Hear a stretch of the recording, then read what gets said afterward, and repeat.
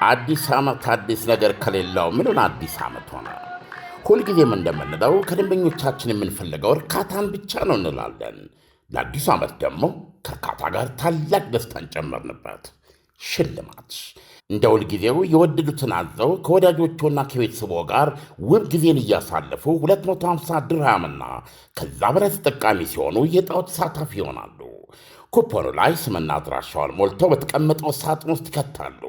ኦንላይን ለምታዙ ደንበኞቻችን ትዕዛዙ ከ250ና ከዛ በላይ ከሆነ ኩፖን አብረን የምንልክ ሲሆን ሞልተው በዱከም ሬስቶራንት በሚገኘው ሳጥን ማስገባቱን አይዘንጉ። ዕጣው የሚወጣው የአይፎን 17 ፕሮማክሱ ኦገስት 8 ሲሆን BYD ሶንግ ፕላስ ብራንድ ኒው መኪና ደግሞ ሴፕቴምበር 12 ይሆናል። የዱባይ ኢኮኖሚ ዲፓርትመንት ፍቃድ የሰጠው የመንግሥት አካል በተገኘበት ዕጣው የሚወጣ ሲሆን በዱከም የሶሻል ሚዲያ ገጾች ላይ በቀጥታ የሚተላለፍ ይሆናል። አይተው ነክተው ዳሰው የመጀመሪያውን ሰልፊ ተነስተው ዕድልዎን ያሳምሩ። በዕጣው ተሳታፊ ለመሆን 250 ድርሃም ወይም ከዚያ በላይ ተጠቃሚ መሆን፣ ለእያንዳንዱ 250 ድርሃም አንድ ኩፖን ይቀበሉ። የኩፖን ብዛት ገደብ የለውም። ብዙ ሲጠቀሙ ብዙ ዕድል ያገኛሉ። ሕግና ደንቦች ተፈጻሚ ይሆናሉ። ምግብ በልተው መኪና የሚሸለሙ ከሆነ ከዱከም ውጭ የት ይመገባሉ? ለሁሉም ውድ ደንበኞቻችን መልካም ዕድል እንመኛለን። ዱካም ዱባይ።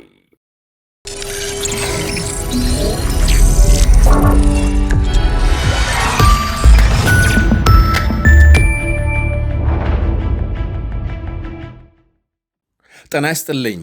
ይህ አዋዜ ነው። የሰዓቱን አዳዲስ መረጃዎች እናቀርባለን። በላይ በቀለ ነኝ።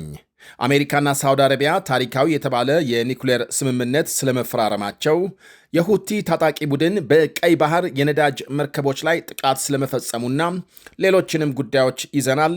አብራችሁን እንድትቆዩ ጋብዛለሁ። አሜሪካና ሳውዲ አረቢያም ታሪካዊ የተባለ የኒኩሌር ስምምነት ተፈራረሙ። ሳውዲ የሲቪል ኒኩሌር ፕሮግራም ለመገንባት የሚያስችላትን ታሪካዊ ስምምነት ነው ከአሜሪካ ጋር የተፈራረመችው።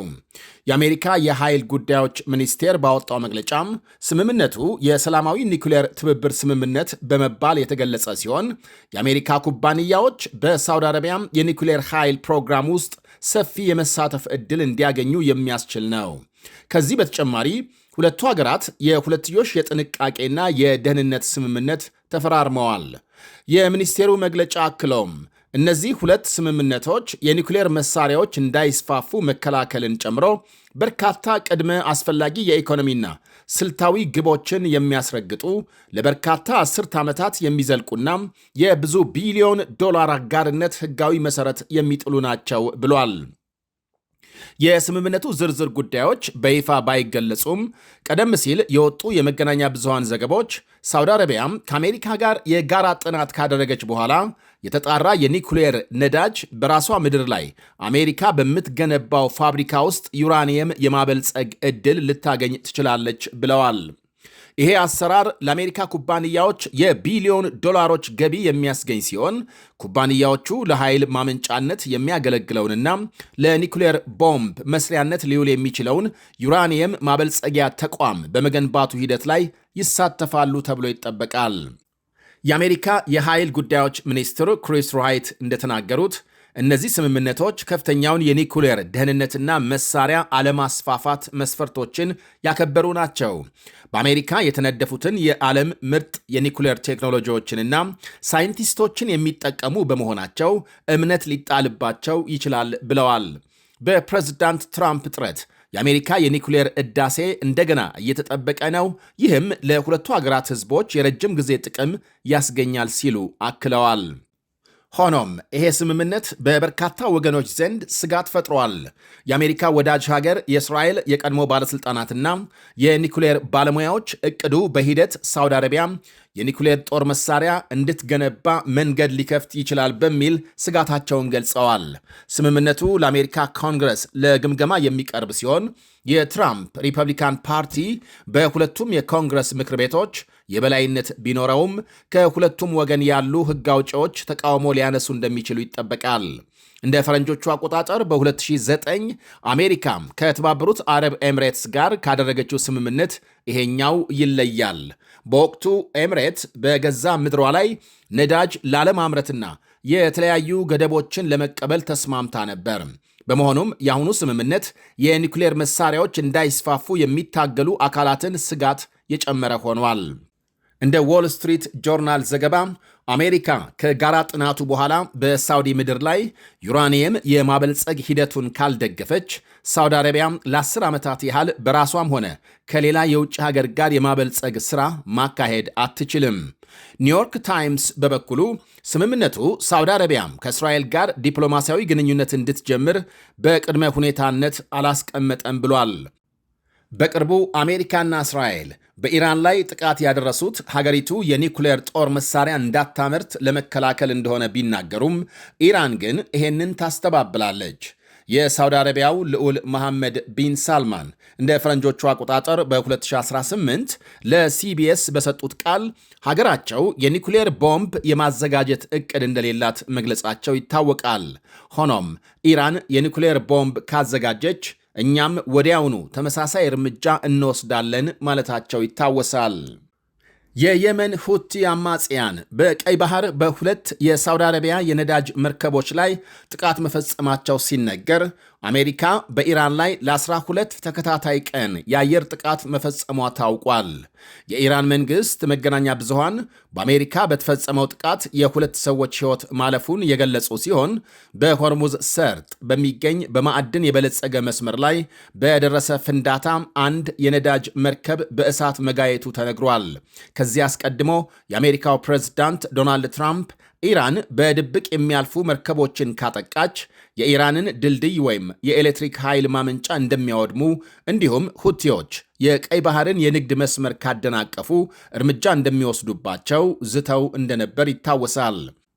የሁቲዎች የአሁኑ ጥቃት ከተረጋገጠ በኢራን የሚደገፈው ይሄ ቡድን በሳውዲ አረቢያ ላይ የባህር እገዳ መጣሉን ካወጀ ወዲህ የመጀመሪያው ጥቃት ይሆናል።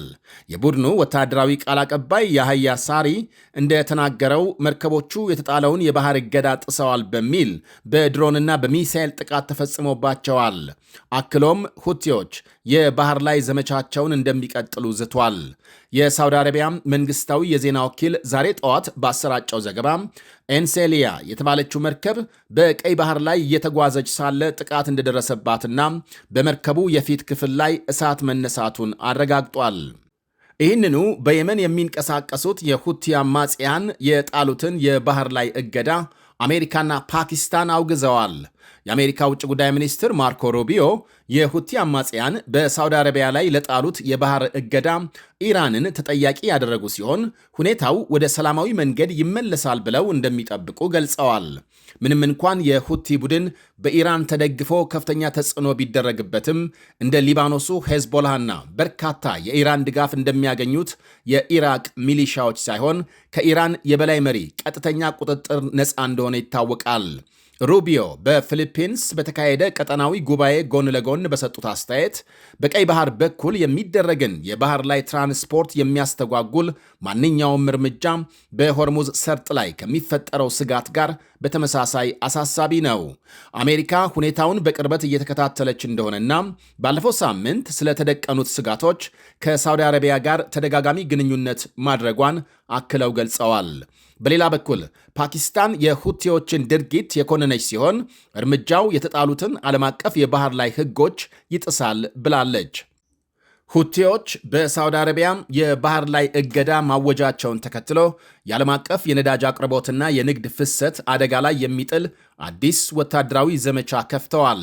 የሆርሙዝ መስመር መዘጋቱን ተከትሎ ሳውዲ አረቢያም በሚሊዮን የሚቆጠር በርሜል ነዳጅ ወደ ዓለም ገበያ ለማድረስ በቀይ ባህር በኩል የሚያልፈውን የነዳጅ ማስተላለፊያ ቧንቧ ስትጠቀም ቆይታለች። የሁቲ ባለሥልጣናት ቡድኑ ሰኞ ዕለት ለዓለም አቀፍ የንግድ መርከቦች የቀይ ባህር መግቢያ የሆነውን የባብል ማንደብ የውሃ መስመርን እንዳያቋርጡ ማስጠንቀቂያ መስጠቱን ተናግረዋል።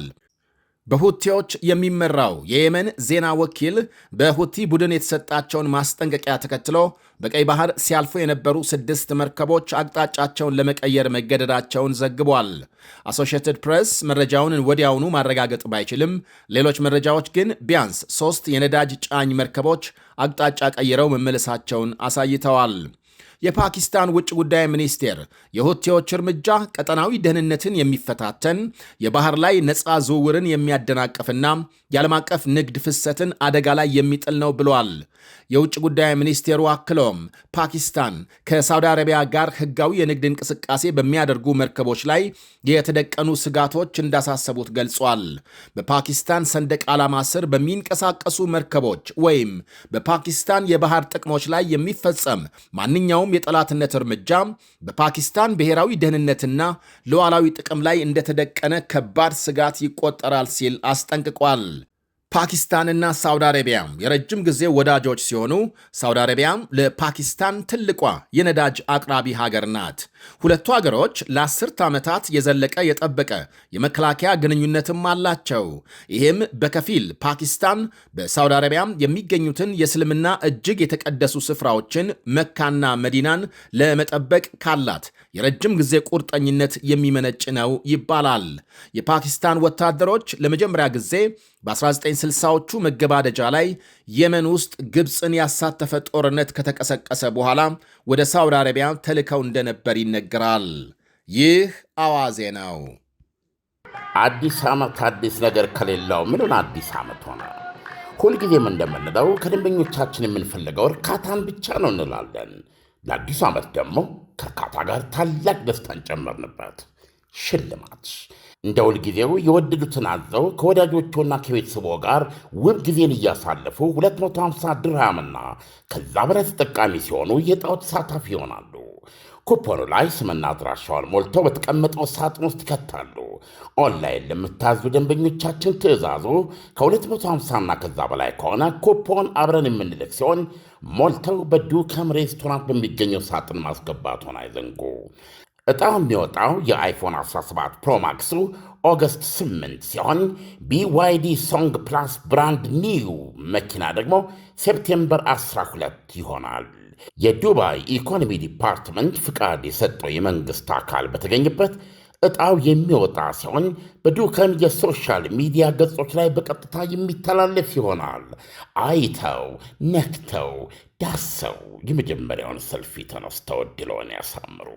በዕጣው ተሳታፊ ለመሆን 250 ድርሃም ወይም ከዚያ በላይ ተጠቃሚ መሆን፣ ለእያንዳንዱ 250 ድርሃም አንድ ኩፖን ይቀበሉ። የኩፖን ብዛት ገደብ የለውም። ብዙ ሲጠቀሙ ብዙ ዕድል ያገኛሉ። ሕግና ደንቦች ተፈጻሚ ይሆናሉ። ምግብ በልተው መኪና የሚሸለሙ ከሆነ ከዱከም ውጭ የት ይመገባሉ?